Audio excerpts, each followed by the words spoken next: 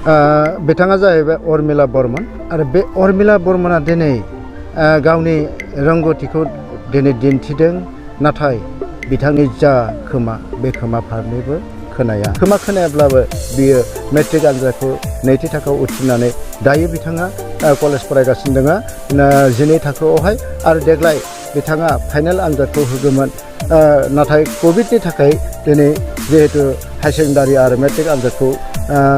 दोनथ'बाय बेबायदियै बिथाङा आनजादाव जिरायनो मोनगोन ना मोना बे सरकारनि खोथासो थेवबो बिथांनि जा दिनैनि समावहाय बिथांनि जा रोंगौथि बे रोंगौथिया सावगारि एरनायल' नङा बिथांनि जिथुनिखि खोमा खोनायोब्लाबो बिथांनि जिथुनिखि फरायनाय फारसे दावगालांनाय बे फरायनाय फारसे दावगालांनाया थारैनो जों गोसोआव लानो गोनां दा आं दिन्थिदों नोंथांमोननो बिथाङा एरनाय जि सावगारि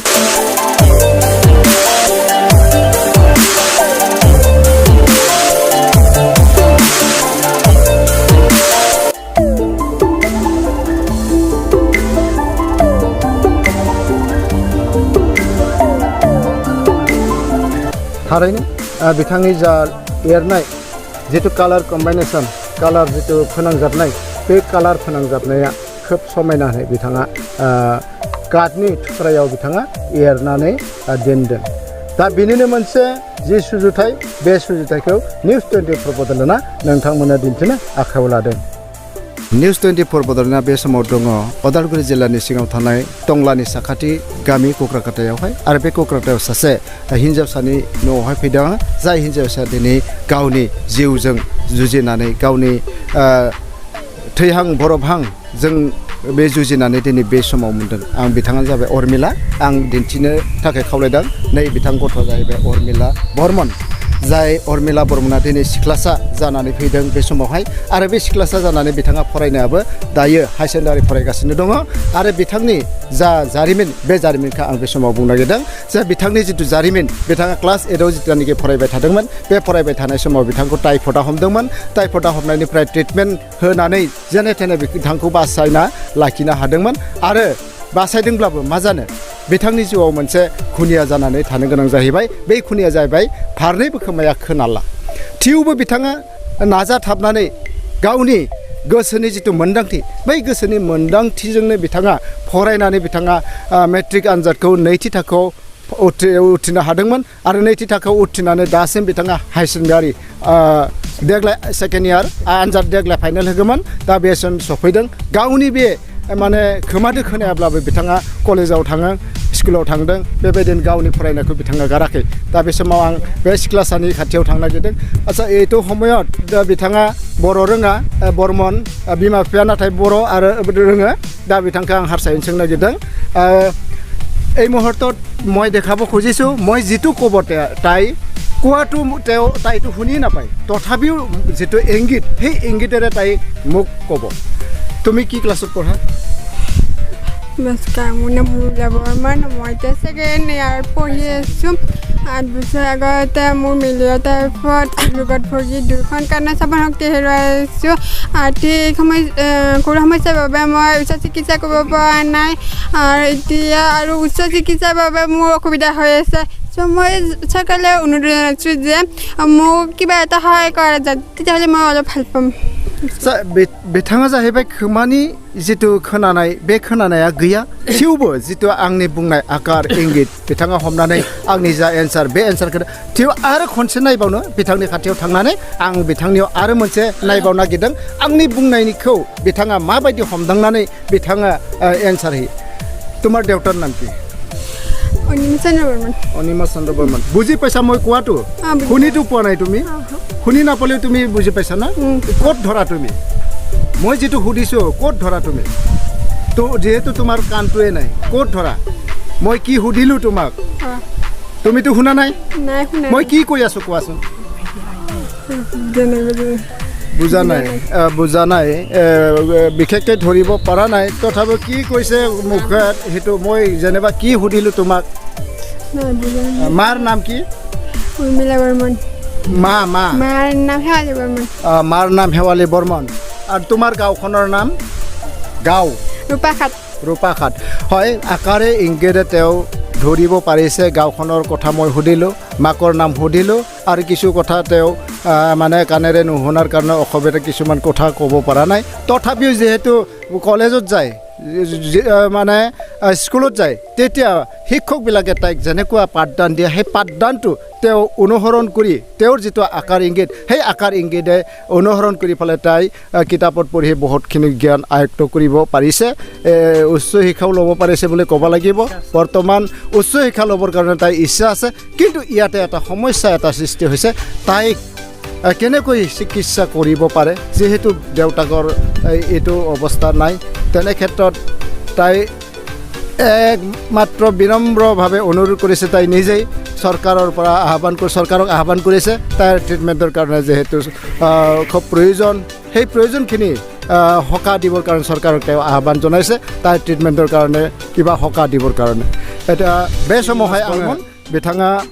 बिथांखौ आं बर'जों सोंगोन दा नोंथांनि जिहेतु फिसा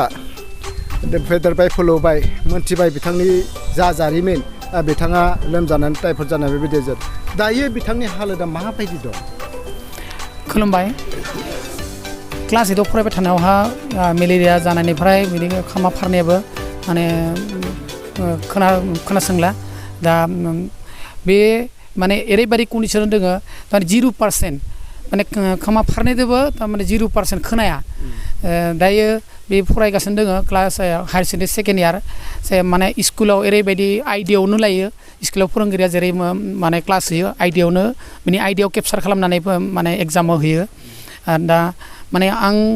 ओरैबायदि सानदों जे आंनि फिसाजोखौ मोजां माने ट्रिटमेन्ट खालामनानै फाहामनाबा जिहेतु हिन्जावसा ट्रिटमेन्ट खालामनानै जुदि फाहामनो हायोब्ला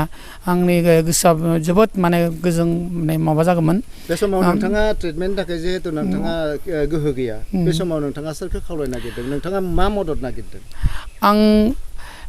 गुवाहाटी जिएमसिआव दिन्थिदोंमोन गुवाहाटी जिएमसि कुचबिहारावबो लांदोंमोन आं जेसेबां हायो सेस्था खालामदों खिन्थु अभार आं हाया जिहेतु आंहा माने फाइनान्सियेल मोजां नङा बेनिखायनो आं आसाम सरकारनिसिम गिबि मन्त्रि मानगोनां हिमन्त बिश्व शर्मा सारनिसिम आरो लोगोसे जोंनि पानेरि समस्तिनिफ्राय माने उइनार जानानै मानगोनां बिश्वजित दैमारि सारा नै दा माने स्पिकार जाबाय विधानसभानि स्पिकार बिथांनिसिमबो आं खावलायदों बिटिआरनि चिफ मानगोनां प्रमद बर' सारनिसिम खावलायदों आङो जे बिथांमोना माने एसे फाइनान्सियेल हेल्प खालामनाय आंनि फिसाजोनि थाखाय जुदि माने मोजां ट्रिटमेन्ट खालामनानै बा अपारेशननि मदद होनानै जुदि बिथांनि फिसा लाइफखौ मोजां खालामना होयोब्ला आं जोबोद माने गोसोआ गोजोन मोनगौमोन थारैनो दुखु गोनां खोथा जोंनि गेजेरावहाय जिहेतु लाइमोन सासे सिख्ला बे लाइमोन सासे सिख्लासा बेबायदि जाना थानाया जोंनि थाखाय गोबां दुखु गोनां निउस 24 बड'लेण्डनिफ्राय आं बेखौनो खावलायनो नागिरदों दिनै आं स्क्रिनाव होगोन बिथांमोननि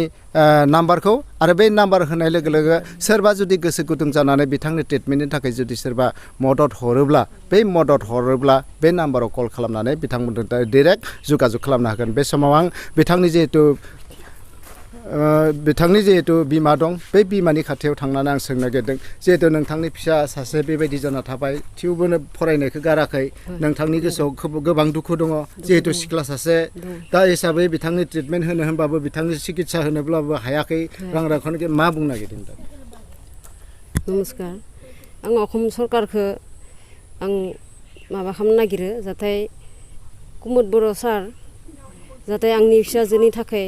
जेरै सहाय हुजुग खालामोब्ला एसे गथ'नि खोमाखौ जुदि आं अपारेशन खालामनो हायोबा एसे आं गोजोन मोनगौमोन थारैनो जेबोखौबो लुबैयाखै जिहेतु गथ'नि दायो जितु बेनि जितुनिखि सोलेर बेनि जितुनिखि देहा बियो मोजाङैनो आबुं मोजाङैनो दङ होनना बुंब्लाबो गोरोन्थि जानाय नङा नाथाय बेनि प्रब्लेमा मात्र खोमायाल'सो खोनाया आरो खोमा खोनायाब्ला जेबोखौनो मावनो हाया थेवबो बियो गावनि जितु एफिसियेन्सि गावनि जितु पारदर्शिता गावनि जितु गोहोथि बै गोहोथिखौ लानानै दिनै बेबायदि आवगायलांगासिनो दं आरोबाव आं थांबावगोन बे नानिनि खाथियावहाय आङो मोनसे आंनि लिप्सखौ नायनानै बिथाङा आंनि एन्सारखौ होनो हायो ना हाया बेखौ आं नागिरदों তোমাক মই এটা প্ৰশ্ন সুধিব বিচাৰিছোঁ বুজি পাইছা সেই প্ৰশ্নটো তুমি ক'বা হা বর্তমান বিটিসির চিফজনৰ নাম কি?